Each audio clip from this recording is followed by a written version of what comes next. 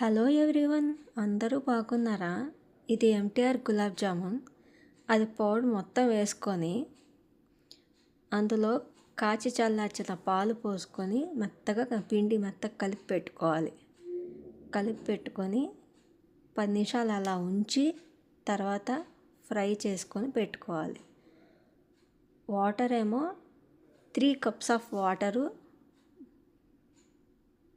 వేసి అందులో 3 cups of sugar వేసి కలిపి పెట్టుకోవాలి. పాకం రానియక్కర్లేదు. యాలక్కాయ పౌడర్ కూడా వేసుకోవాలి. అది కొంచెం గోరెచ్చగా అయ్యాక ఆ ఉండలు వేసుకోవడమే. షుగర్ వాటర్లో